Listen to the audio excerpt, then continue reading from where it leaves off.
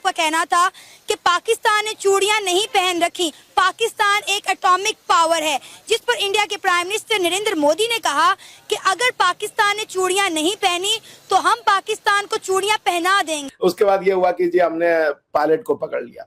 पकड़ना इंपॉर्टेंट नहीं है, पकड़ के उसको अपने पास रखना इंपॉर्टेंट है। ये एक सरकारी ऑफिसर थे, एयरफोर्स के ऑफिसर थे।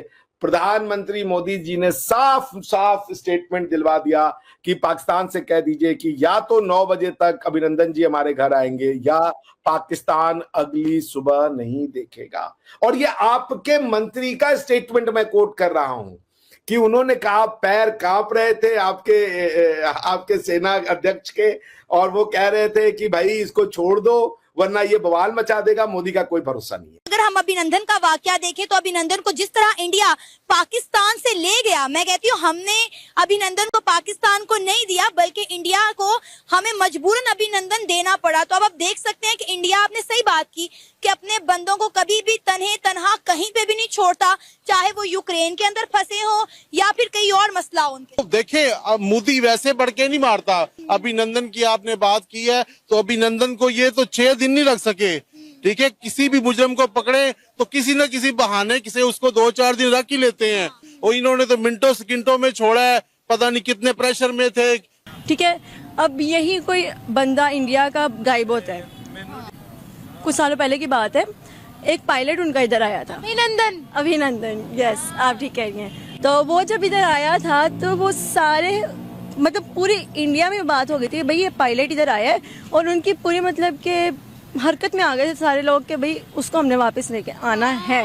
जय हिंद दोस्तों, वो 26 फरवरी का दिन जिस दिन हमारे पायलट अभिनंदन अपना प्लेन लेकर पाकिस्तान को नेस्तनाबूद करने चल पड़े थे दोस्तों, इसी दौरान उनका प्लेन क्रैश हो गया और पाकिस्तान ने उसे पकड़ लिया। लेकिन नरेंद्र मोदी ने ये चेतावनी दी थी कि अगर शाम तक अभिनंदन को नहीं छोड़ा तो पाकिस्तान को काफी कुछ भुगतना पड़ सकता है। तो इसके बाद क्या हुआ आप इस वीडियो में देखिए। 26 फरवरी गया है और उस दिन जो है वो आपके यहाँ से एयर स्ट्राइक की गई थी और आपके यहाँ के पायलट अभिनंदन जी जो हैं वो हमारे यहाँ मेहमान बने थे और हमने उनको चाय पिलाई थी।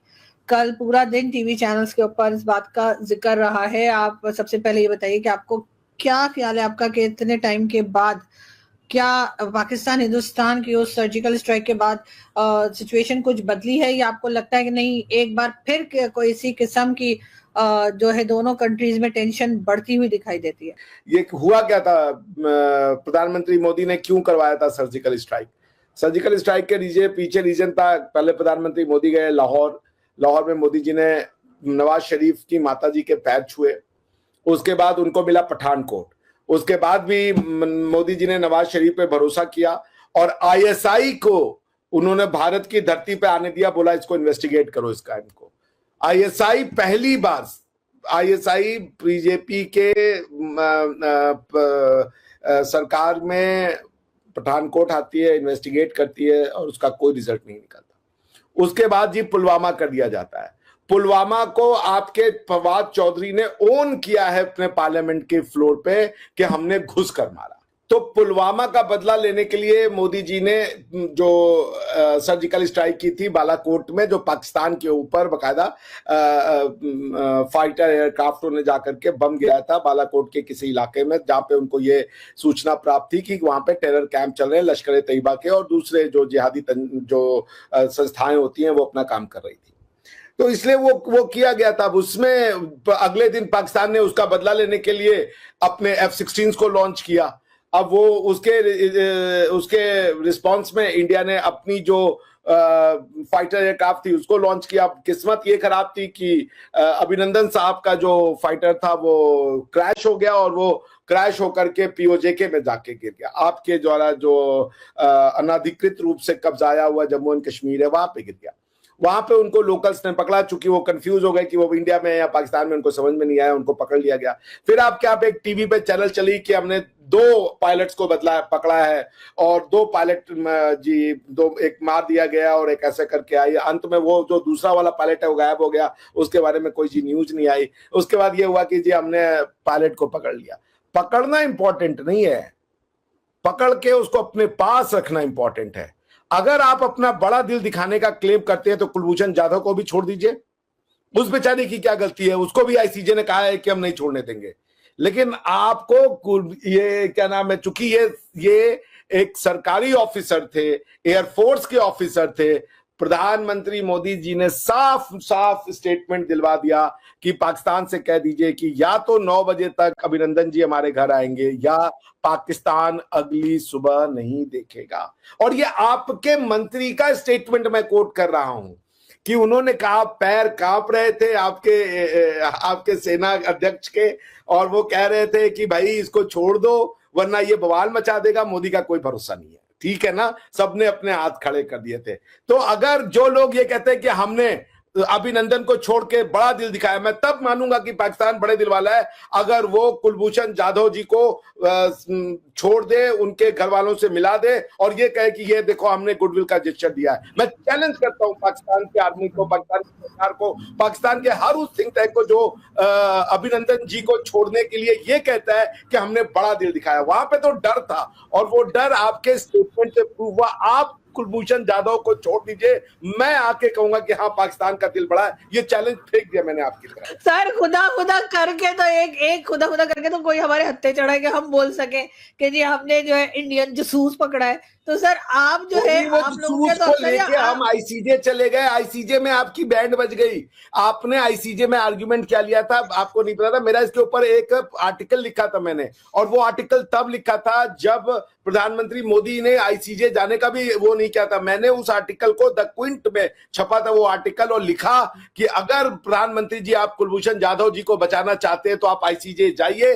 वियना काउंसिल, जो Vienna convention of the council of protection, उसके ऑप्शनल प्रोटोकॉल में आपको जुरिस्डिक्शन भी मिलेगा और हमारे पास एक लीगली साउंड आर्ग्यूमेंट है और हम उसको छुड़वा लेंगे। मतलब उनकी जो ये सजाए मौत है उसको कैंसिल करवा देंगे। उसके 1.5 महीने बाद मुझे सूचना मिली कि भारत सरकार चली गई क्या नाम है आईसीजे में, और मैं आपको दावा करता हूं यदि मुझे भी हायर करते ना as a professor of law, मैं भी उनको बचा लेता। मेरे पास भी इंटरनेशनल, बिकॉज आई थिंक जो मुझे इंटरनेशनल लॉ की समझ है, very few people have that kind of understanding. Kulbhushan Jadhav ji को आप कंपेयर नहीं कर सकती हैं अभिनंदन जी से। अभिनंदन जी सरकारी सेवा में थे, इंडियन एयरफोर्स के पायलट थे, जबकि जो कुलभूषण जाधव जी हैं वो रिटायर्ड नेवल ऑफिसर हैं। ठीक है ना, और हमने आपको आईसीजे का फोरम दिया। हम गए आईसीजे में, आप नहीं गए थे। आप तो डोजियर भेज रहे थे कि हम डोजियर भेजते हैं यूनाइटेड नेशन में, ये वो। आईसीजे यूएन का ही ऑर्गन है। हम यूनाइटेड नेशन आपको लेके गए, हम उसके जुडिशियल डिस्प्यूट रिजोल्यूशन में लेके गए,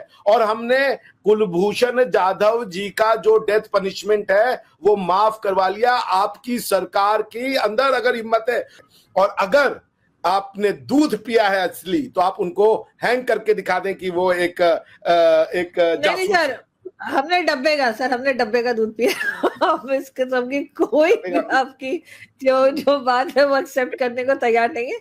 दोस्तों, आपने ये वीडियो देखी और आपको आइडिया लग गया होगा कि पाकिस्तान की पब्लिक क्या सोचती है। दरअसल जब अभिनंदन जी को पकड़ लिया गया था तो भारत की तरफ से स्टेटमेंट गए थे और उस स्टेटमेंट को संसद में भी पढ़ा गया, और उस स्टेटमेंट को पढ़ने के बाद पाकिस्तान के मिनिस्टर कहते हैं कि हमारी तो टांगें कांप रही हैं और अभिनंदन को नहीं छोड़ा तो मोदी हमें नहीं छोड़ेगा। 56 इंच के सीने को देखकर पाकिस्तान की भी सुसु निकल गई, पैंट गीला हो गया, और वहीं अभिनंदन जी को ससम्मान भारत लाया गया।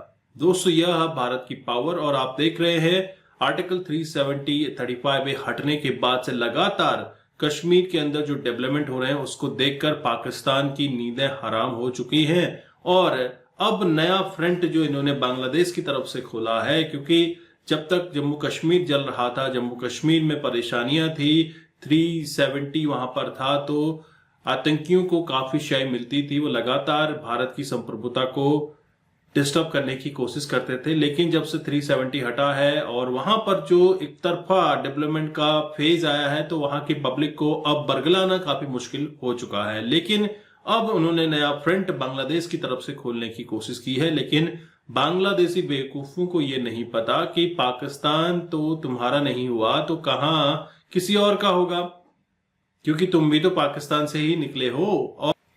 और वहीं भारत से 4000 किलोमीटर का बॉर्डर साझा करते हुए बांग्लादेश के पास बचता क्या है अगर वो भारत से पंगा ले लेता है। भारत से पंगा लेना बांग्लादेश को खुद अपने लिए नुकसान झेलने वाली बात होगी। नंबर 1 टेक्सटाइल में कहा जाने वाला बांग्लादेश आज दर बदर चावल के लिए भटक रहा है। कुछ दिन पहले तक भारत से 50,000 टन की बात कर रहा था, वह चावल उसको मिल गए, लेकिन अब बात हो रही है पाकिस्तान से कि भैया भिखारी कुछ भीख मुझे भी दे दे, मेरे भी लोग भूखे मरने वाले हैं, क्योंकि आने वाले समय में आपको और भी क्राइसिस फूड में देखने को मिल सकती है जैसे जैसे गर्मी बढ़ेगी। आप क्या समझते हैं, आपके क्या विचार है, कमेंट कीजिए। चैनल पर नए हैं चैनल को भी सब्सक्राइब करें। हम आपको मिलते हैं अगले वीडियो में, तब तक अपना ध्यान रखिए। जय हिंद, जय भारत, जय श्री राम।